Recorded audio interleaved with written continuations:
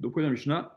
Kol shah shemutar le'echol ma'achil la behema la chaya ve'laofot ou mocho la nochi ou mutar be bahana ato. Alors, notre Mishnah va s'intéresser au. Donc, toujours, on est toujours RF Pessah, la veille de Pessah. Euh, à partir de quand le Pessah, le Chametz, est-il interdit de Hana'a, de profit, et pas simplement de consommation, et qu'on est donc tenu de le détruire? Dit la Mishnah. Kol sha'a shemutar lechol.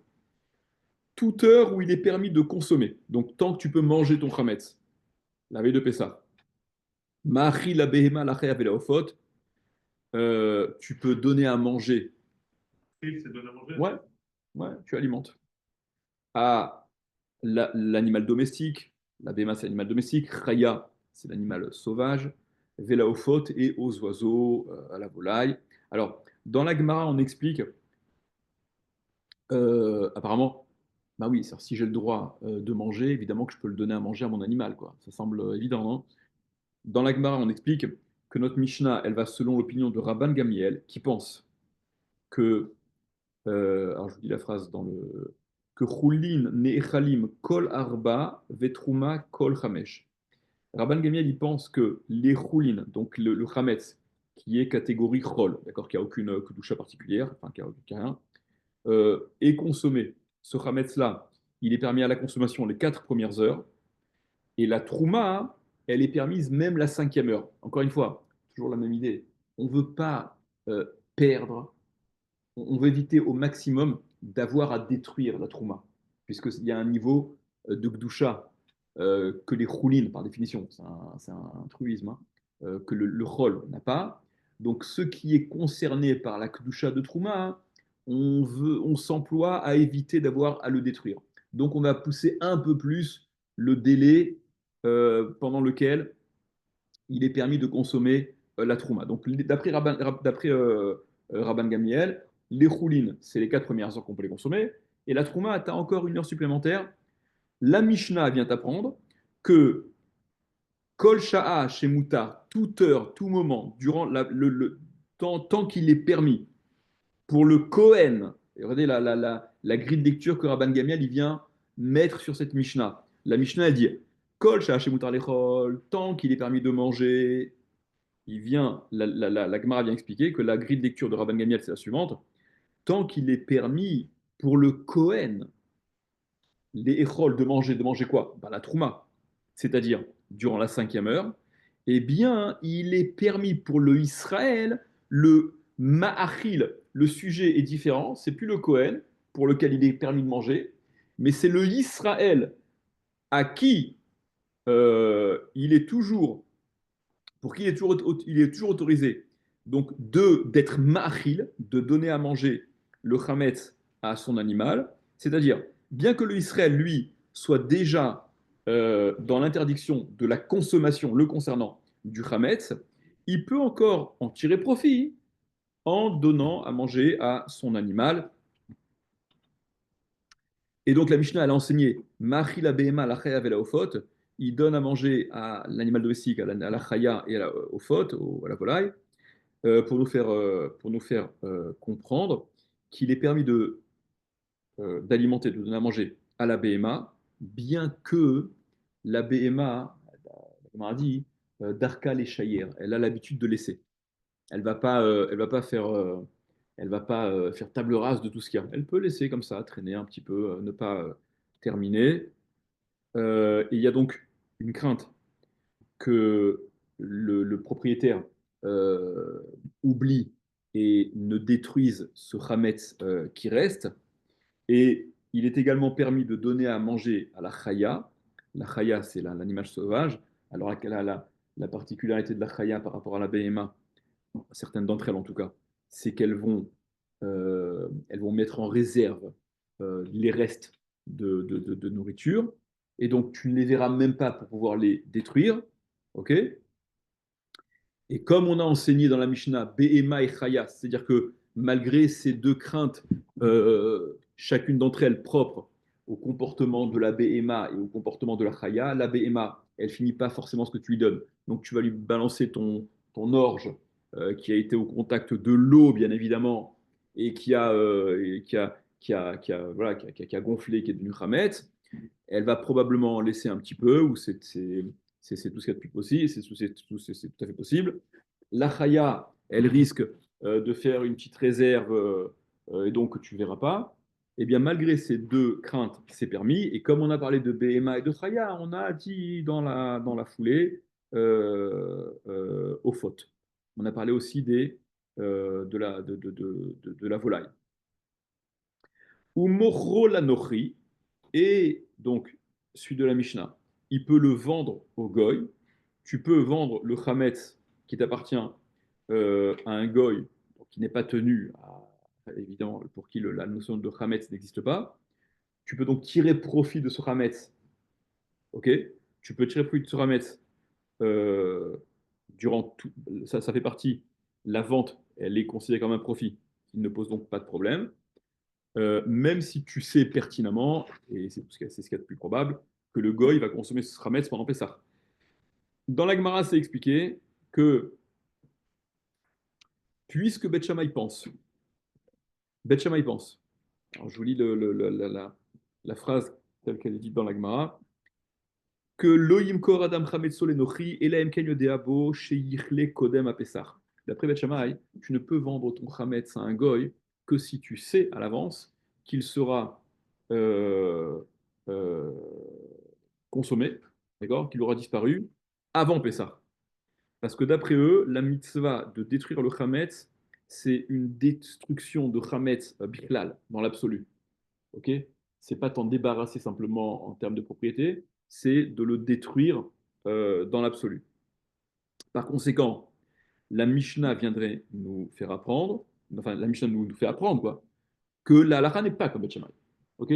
Tant que le Hametz est permis de Hana'a, pas simplement pour que tu nourrisses tes animaux, mais tu peux même le vendre au goy et avec toutes les chances qu'il soit encore présent durant Pessah et qu'il soit consommé pendant Pessah.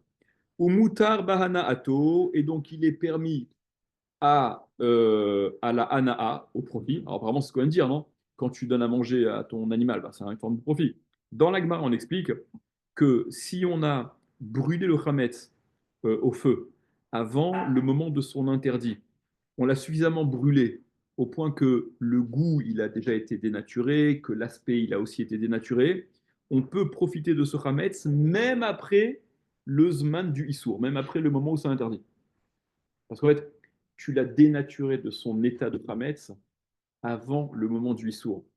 Donc même une fois Pessah, le moment, même une fois l'interdiction de chametz entrée, c'est plus du chametz dont tu profites, c'est du charbon. Enfin, un truc qui s'assimile à ça. Avar Zmano, si le temps de la consommation, donc ça y est, on a dépassé l'heure à partir jusqu'à laquelle on pouvait le consommer. Donc c'est quoi? C'est à partir de la sixième heure, n'est-ce pas? Les Khamim ont fixé à partir de la sixième heure. Asurba Nato, il est interdit d'en profiter, bien que Minatora, le Hametz ne soit interdit Be'ana'a que au début de la septième heure, ok, après donc la moitié de la journée.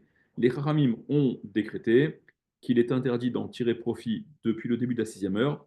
Voilà, toujours dans l'esprit de Xéra de Léachik Adam Mina Avera, éloigner l'homme de la faute. D'accord, on met des barrières. Dans la Gemara, c'est expliqué que l'interdiction de profit, la sixième heure, elle est c'est la même règle que l'interdiction de son interdiction à partir de la septième heure, c'est-à-dire, alors, ouais, bon, le cas dont parle l'Agmara, le type qui aurait fait les kiddushin avec une femme à partir de la sixième heure et au-delà, même si c'est du chametz qui n'est interdit que midera banane, on ne craint pas que les kiddushin soient réalisés. C'est-à-dire, les kiddushin avec kesef, il y a trop moyen de faire kiddushin. Kesef ou shavé kesef, l'argent, ce qui vaut de l'argent. Il donne à la femme du chametz à partir de la sixième heure. D'accord. Alors, à partir de la septième heure, c'est à sourbe Anna. Tu ne peux pas en tirer profit. Donc, tu comprends que le chametz n'est pas de valeur à ce moment-là. Mais même depuis la sixième heure, il n'est interdit que des rabbanan. Il n'y a pas la moindre crainte que les kiddushin soient réalisés parce que les chachamim ont interdit le chametz la Hana'a, le profit de ce Khametz. Et par conséquent, ça a le même effet, ça n'a pas d'effet en réalité, que si c'était déjà à partir de la septième heure, où là c'est interdit Minatora. Ok? Les Khamim, il y a dans Kiddushin, dans Ktubot, etc. On voit ces histoires que Kola Mekadesh, Adata de Ravanan Mekadesh, tout celui qui fait les Kiddushin, il est Mekadesh selon l'esprit, selon la conception des Chachamim, et que les Khamim, ils ont la possibilité de l'accord, de déraciner les Kiddushin, etc. Bon, ça fait référence à ces choses-là. Je finis la Mishnah rapidement. Velu Yasik Botanu Vechiraim, et n'allumera pas avec le Hametz un four ou d'autres sortes de fours, c'est-à-dire même d'après Rabbi Yehuda, qui pense, on ira plus loin, que le biou chametz n'est valable qu'au moyen du feu, d'accord, c'est le marque entre Rabbi Yehuda et les Khamim, nous c'est ce qu'on fait en général, on s'en tient à ça, de détruire le chametz avec le feu, par le feu, eh bien, il est interdit de profiter de ce chametz en le brûlant sous un four, parce que tu vas t'en servir en tant que combustible, bien que de cette façon-là, tu accomplisses la mitzvah de destruction, ça ne doit pas, par un effet indirect, te procurer une ana, quelle qu'elle soit.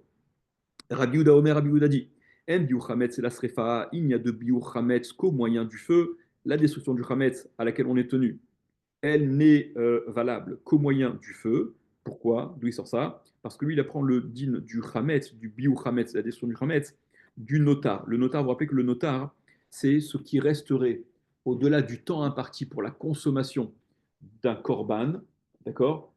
Selon la catégorie de korban, le temps imparti n'est pas le même, un jour, 2 jours, truc. Et la Torah dit l'autotirou, vous n'en laisserez pas. Il y a une interdiction de laisser au-delà de ce temps imparti.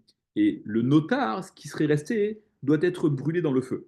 Et pour le Hametz, il y a également, le Hametz, il est aussi concerné par cette interdiction d'en laisser, ok, puisque on transgresse Balire ou Balimatse. Donc si tu transgresses Balire ou Balimatse, c'est que tu es tenu à l'interdit de ne pas en laisser. Parce que si tu en as laissé, tu transgresses l'interdiction d'en posséder, d'en avoir, d'en posséder. Donc, d'après Rabbi Yehuda, hein, la destruction, elle est identique au moyen de Srefa. Vachamim Omrim, les Chachamim disent, Af Mefarer, on peut même l'éparpiller, comme on le fait comme ça en grain, on l'éparpille. Veilloré la rouach au matilayam, et on le jette au vent, ou on le jette à la mer. Dans la Gemara, les Amoraïm sont en marloquette sur l'explication à donner à ce que Chachamim disent. Rabat explique que le Mefarer, il éparpille, dont on parlait les Chachamim, concerne étant facteur des deux, c'est-à-dire que tu le jettes au vent ou que tu le jettes à la mer, il faut de toute manière l'émietter, on va dire plutôt que l'éparpiller, l'émietter. Mais Rav Yosef lui explique que même mes farer, vézoré la rouar, même quand tu l'émiettes et que tu le jettes au vent ou que tu le jettes à la mer, euh, ou que tu le jettes à la mer sans l'émietter, c'est-à-dire que Rabbi Yosef explique que l'émietter, ça n'est que lorsque tu le jettes au vent. C'est là où tu as besoin de l'émietter, ok, mais pas quand tu jettes à la mer. Ils ne sont pas en marloquette lorsqu'on le jette, pas dans la mer, mais dans d'autres fleuves, dans d'autres cours d'eau, ça n'est que lorsqu'on le jette, ils disent, dans Yamamelach. Alors, quand on le jette dans Yamamelach, si on le jette ni dans la mer, ni dans un fleuve, mais dans Yamamelach, dans la mer morte, d'après tout le monde, il n'y a pas besoin de l'émietter. D'accord. Même ceux qui disent que dans la mer, il y a besoin de l'émietter, là, tout le monde est d'accord qu'il n'y a pas besoin, parce qu'il va être, il va être consommé, enfin abîmé par la salinité de la mer morte. La raison des Khamim pour laquelle ils sont remarqués avec Rabbi Yehuda, ils permettent autre chose que le feu, c'est parce qu'il est dit au sujet du notar, donc ce qui reste du korban, dont le temps imparti a été dépassé. Il y a marqué Vesarafta et notar baesh, tu brûleras le notar, ce qui reste dans le feu. Il aurait fallu dire Vesarafto baesh, tu le brûleras dans le feu. Seulement, le passou vient t'apprendre que le notar, c'est le notar qui est concerné par la srefa, mais il n'y a pas d'autres interdits de la Torah qui sont concernés, de façon impérative, par le feu, et même le chametz. Vous comprenez pas? Il est marqué Vesarafta et notar baesh, insistance. Tu brûleras le notar dans le feu. Puisqu'on parlait du notar, la Torah aurait pu formuler Vesarafta auto baesh, Vesarafto baesh. Tu le brûleras dans le feu. Pourquoi Vesarafta est notar? On insiste. C'est le notar et que le notar qui est concerné par cette obligation-là du feu, mais pas les autres interdits. Et le Hametz, il fait partie des autres interdits. Ok, donc c'est ce que dit la Gemara. Voilà, on a expliqué la Mishnah d'une façon. C'est pas, il y a d'autres façons de comprendre la Mishnah, mais on s'en tient